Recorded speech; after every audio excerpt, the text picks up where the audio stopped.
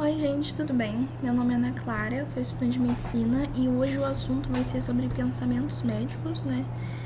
Basicamente, a gente introduz falando que o cérebro humano ele vai pensar em duas formas, que é o primeiro, a gente tem que é a observação e a gente tem a interferência. O que seria a observação? A observação é tudo aquilo que você percebe. Então, são os sinais da doença, são os sintomas da doença, tudo aquilo que você percebe seria basicamente a observação. Agora, a interferência ela já é aquilo, é a conclusão que você tira daquilo. Então, vamos supor o seguinte: você olha para o paciente e você vê, pô, o paciente está com febre e está com tosse. Isso é o quê? Isso é uma observação. Agora, febre, tosse, logo uma pneumonia, logo uma gripe, um resfriado, entendeu? Então você já tirou, você tira a interferência, você tira as conclusões da observação em si, sabe? Então foi que eu falei, ó, observação, o paciente tem tosse, mais febre, então essa seria a observação, a interferência é você pensar, uma provável pneumonia. Sem você ter a sua observação, sem você ter essa interferência, não tem como você ter não tem como você tomar decisões, entendeu? Então é necessário essas duas formas. Só que, gente, assim, a gente pode errar o nosso pensamento. Tanto que a gente vai dividir esse erro, né, que a gente não é perfeito, em erro aleatório e erro sistemático, ou se não viés, né? O erro aleatório, o nome já fala, é alguma coisa que você vai chegar à conclusão de alguma coisa pela coincidência da vida. Vamos supor o seguinte: você atende 3 pacientes e esses 3 pacientes eles estão com resfriado. Aí todos chegaram na anamnese relatando que, não, tomei chá de boldo. Aí os 3 tomaram chá de boldo e os 3 melhoraram. Logo você chega à conclusão de que eles só melhoraram por causa deles ter tomado chá de boldo. Só que na verdade isso seria um erro de coincidência, porque eles já melhorariam sem o chá do boldo, sabe? Então é um erro da coincidência. Então olha só, o erro aleatório, ou se não, random erro, não sei como se fala erro em inglês não, tá? Mas é random erro, se escreve. É quando você vê uma associação que na verdade é coincidência. Deixa eu só pegar um negócio a sublinhar aqui, peraí. Foi no caso que eu dei o exemplo do paciente que toma chá. Então aqui, quais são as características de um erro aleatório que a gente tem? Ele não segue um padrão, claramente, né, gente? É aleatório, ele é uma coincidência, não tem como ele seguir um padrão. Então ele não segue um padrão, ele acontece por acaso e ele diminui com a amostra maior e repetição. O que isso quer dizer? Vamos supor o seguinte: eu atendi 3 pacientes que tomaram chá, mas agora eu atendo 10 pacientes que, por coincidência, os 10 pacientes tomaram chá. Só que dentro desses 10, apenas os 3 melhoraram. Logo, não, você já chega, então não é o chá que fez eles melhorarem, entendeu? Então, assim, quanto maior for o número da amostra, menos você vai ter chances de ter esse erro aleatório, esse random erro aí. E também no caso de repetição, vamos supor o seguinte: você quer fazer um teste de um remédio aí. Aí você dá para esses 3 pacientes, aí os 3 pacientes estão com gripe. Aí dei para esses 3 pacientes, eles melhoraram. Ah, tá, você anotou. Pode ser esse remédio aí que melhorou o paciente. Aí depois, mais assim, não, calma aí, vou esperar, vou fazer o teste de novo. Aí eles melhoraram, aí passou uma outra época, esses novos pacientes, esses mesmos pacientes reclamam que tá passando mal de novo, tá resfriado de novo. Aí se eu vou dar o mesmo remédio e ver que não melhorou, logo o que fez eles melhorarem aquela vez não foi o remédio, entendeu? Então, assim, esse erro de aleatório. Esse erro aleatório, ele vai diminuir com a quantidade da amostra, como se for uma maior amostra, ele diminui, e se você tiver uma repetição dessa amostra. E novamente, esse erro aleatório é basicamente você tirar a conclusão de algo que na verdade é uma coincidência. Agora, o erro sistemático, que a gente chama também de viés, né? Então, a gente conhece mais por viés em si, ele já é um problema muito maior, porque aqui é o seu raciocínio que tá errado. Vamos supor o seguinte, ó. Aqui, ó, seu raciocínio não tá totalmente correto. O seu raciocínio, a gente fala que ele tá enviesado. Ana Clara, o que seria esse termo enviesado? Ou seja, tem alguma coisa puxando o seu pensamento para aquilo. Tanto que a gente vai ver os tipos de viés. Vamos supor o seguinte, existe um viés... Eu não ia falar esses vieses aqui, porque eles não estão no slide. Mas eu vou dar um exemplo, tá? Esse aqui, o que eu vou falar aqui agora, não vai cair na prova. O que for cair na prova eu vou falar. É só pra gente entender o exemplo em si.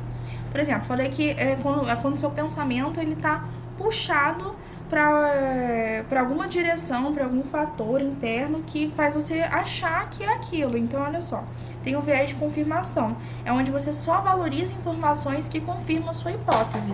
É um exemplo, só um exemplo, tá? Isso não vai cair na prova. O que isso quer dizer? Vamos supor o seguinte: o paciente chegou com tosse, febre, tosse seca, febre de 38 graus, dispneia, durante 3 semanas. Pô, logo você pensa, talvez uma pneumonia. Aí, quando você for fazer a anamnese do paciente, você vai pegar tudo aquilo que entra dentro das características da pneumonia. Falei anemia? Achei de falar da anemia, né? No caso de pneumonia, você pensa que é uma pneumonia. Então, você pega todas aquelas características que você acha que é uma pneumonia e ignora as outras. Então, vamos supor que as outras podem indicar que seja apenas uma gripe, apenas uma virose.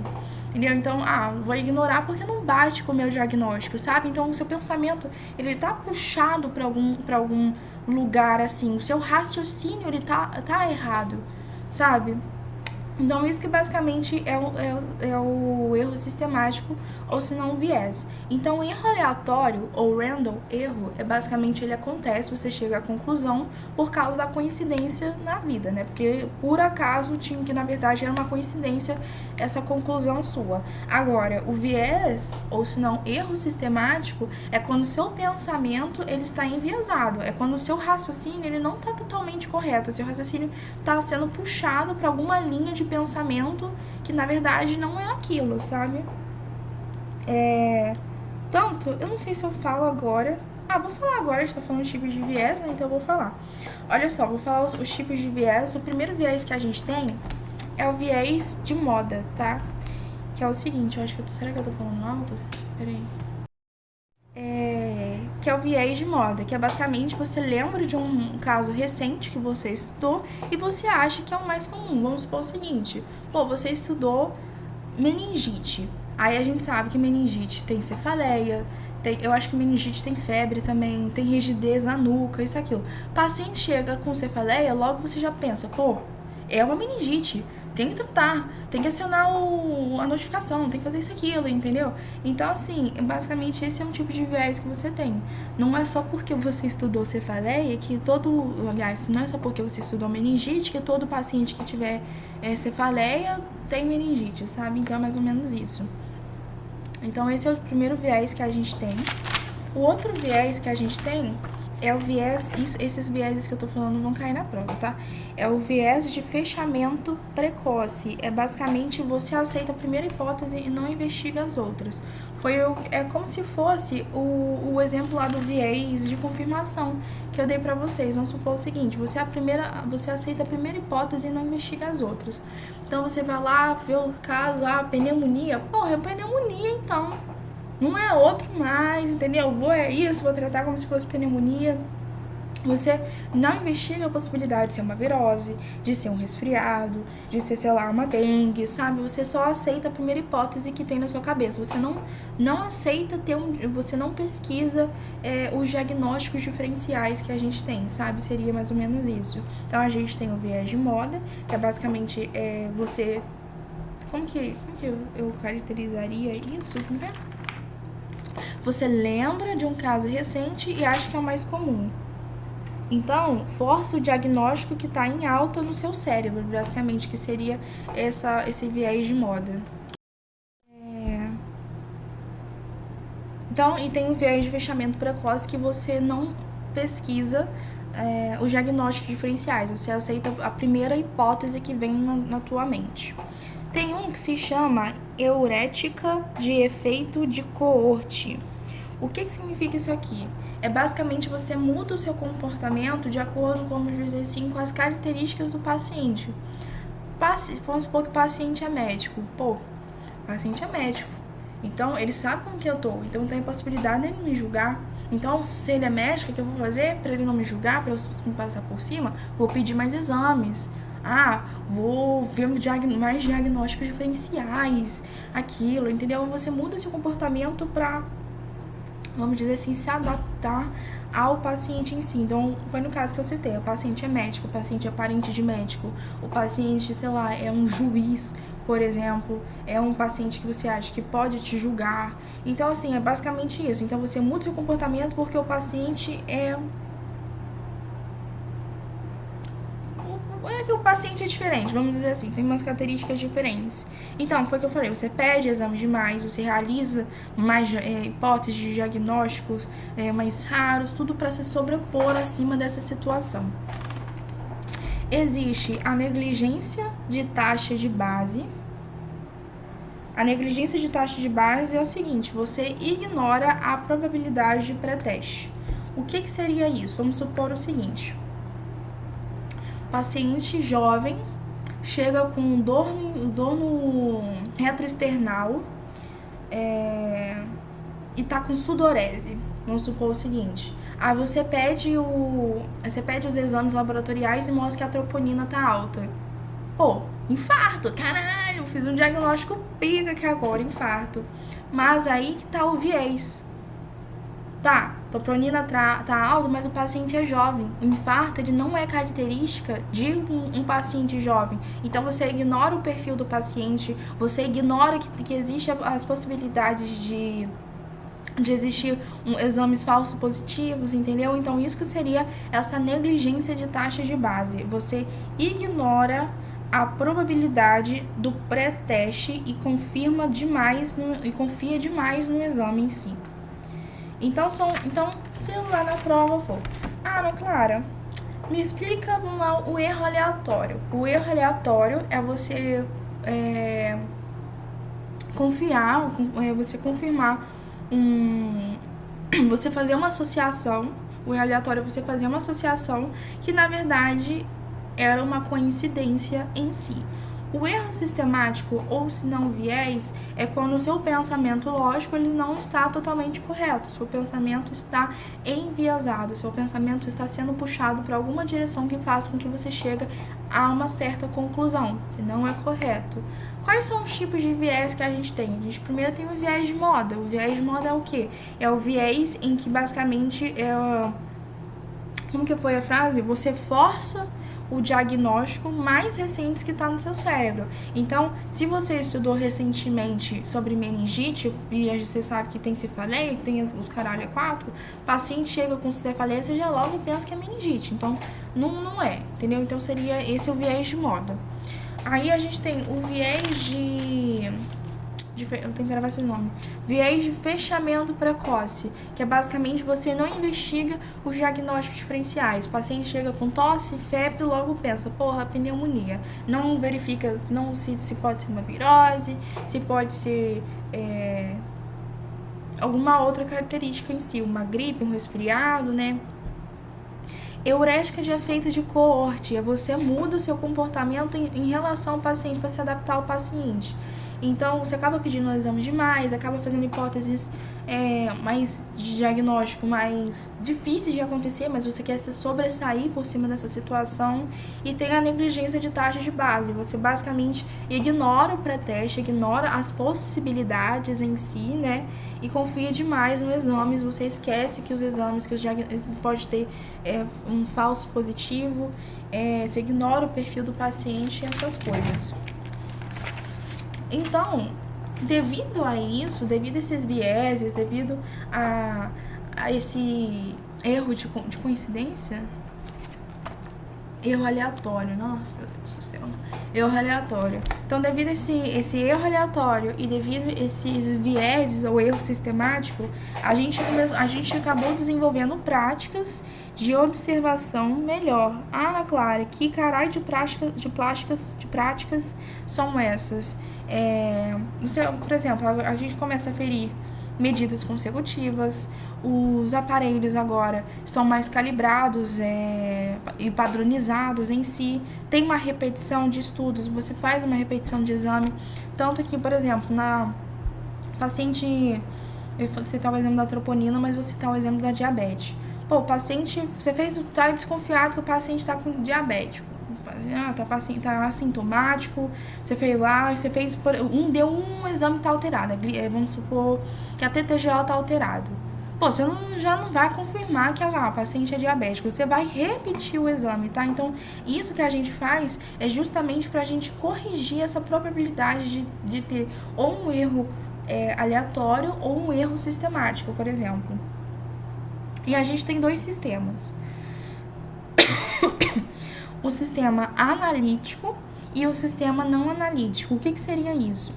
O sistema analítico, ele é rápido, ele funciona apesar do cansaço e ele é para você gastar energia. Só que o que? Esse sistema não analítico, ele está mais suscetível ao erro. O slide do professor tem um exemplo muito maneirinho, quer ver? Eu vou ler aqui para vocês, ó. Então, o primeiro exemplo que eu vou falar é sobre o sistema não analítico. O paciente chega e fala: doutor, eu tô com uma coisa aqui na pele, no canto da boca, que tá ardendo muito, pareceu umas bolinhas, e minha irmã falou que já teve sapinho.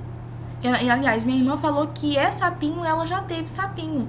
Pô, o médico que é mais experiente, que é mais experiente assim, só que acaba cometendo esse sistema não analítico, ele vai falar: pô, óbvio que é herpes, vamos tratar. Ele bate o olho e fala assim: caralho, isso aqui tudo é herpes. Só que ele não considera fazer o quê? Uma boa anamnese, ele não considera pedir uns exames complementares, ou seja, ele não pede diagnósticos diferenciais para isso.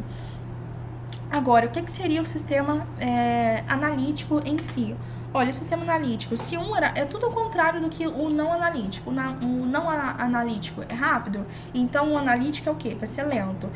O não analítico, ele funciona apesar do cansaço? Tudo bem, o analítico aqui nesse caso, ele vai funcionar também apesar da exaustão, porém ele vai ter uma energia, ele vai trazer mais energia mental. Ele não vai poupar energia, né? Ele vai... Porque o não analítico, ele poupa energia, ele nem quer saber de procurar as coisas, entendeu? O analítico, ele já vai poupar essa energia mental e ele...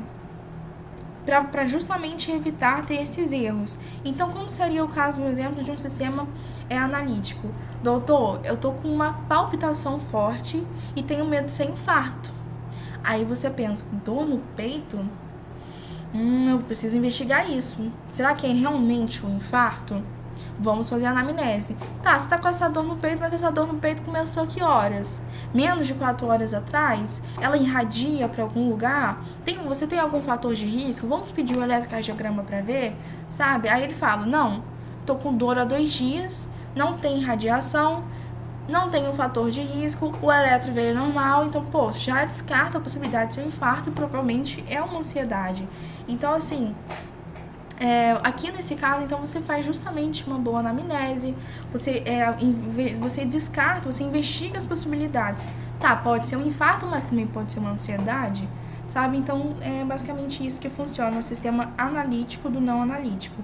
Então, o analítico, novamente, ele é rápido, ele funciona apesar do cansaço e ele é para poupar energia. Agora, o sistema analítico, ele é lento, ele resiste, ele funciona apesar de exaustão, mas ele não poupa energia. A energia, ela gasta mentalmente para você ter um melhor diagnóstico, né? Você fazer uma pesquisa melhor, vamos dizer assim. E a gente entra com um teorema de Byners, né? O que é esse teorema de Byners? Olha só, o que é a ideia principal? Você começa com uma crença inicial, é como se fosse o sistema analítico. Vamos supor o seguinte: pô, o paciente chegou então com uma dor no peito e sudorese. Então você já pensa, pode ser um infarto. Aí, então você começa com uma crença inicial, depois você vai recebendo mais informações. Pediu o eletrocardiograma tá normal. Pedi a troponina tá normal.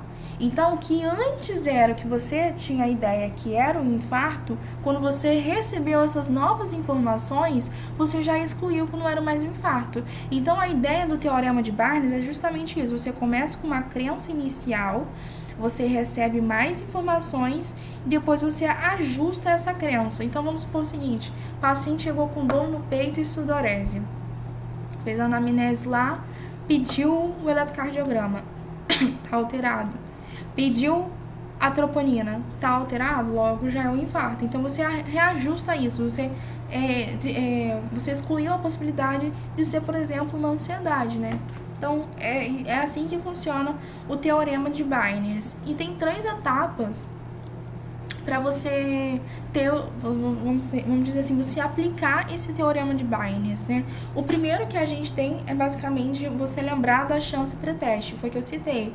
É você lembrar da probabilidade daquele paciente ter uma doença. Paciente, já citei exemplos demais de infarto. Paciente, isso aqui é legal. Paciente reclama de tosse, dispneia, só tosse e dispneia não produtiva. Aí paciente é fumante. Quais são as probabilidades de ser uma DPOC? Aí você vai lá investigar. Qual é a probabilidade, antes de, DPOC. Qual é a probabilidade de ser uma asma? Paciente fumante, a probabilidade de ser uma asma geralmente é menor, então tem mais probabilidade de ser um DPOC, entendeu? Então, primeiro você lembra da chance pré-teste. Então, qual que é a probabilidade do paciente ter aquela doença antes mesmo de você ver um exame em si? Depois, pondere o oposto da sua ideia. Então, pensa nos diagnósticos diferenciais. Você pensou logo em DPOC, mas pode ser uma asma, pode ser uma outra coisa, sabe? Então, você ponderar o oposto da sua ideia, pensar nos diagnósticos diferenciais. E por fim, não menos importante, é você atualizar gradualmente o que você acredita. Então, você ajusta a probabilidade com exames complementares. No caso de você saber se é um DPOC ou uma asma, é claro que esses diagnósticos são mais clínicos, né? Na anamnese mesmo você faz o diagnóstico e depois você pede exames complementares. Mas vamos supor que nesse caso você está em dúvida, pede uma espirometria. A espirometria vai dizer se é um asma ou se é um DPOC, entendeu? Então, você atualiza gradualmente a sua hipótese de diagnóstico, ajustando as probabilidades em si. Então, é isso, gente. Eu espero ter ajudado, tá bom? Qualquer dúvida, deixa nos comentários ou me manda mensagem no WhatsApp.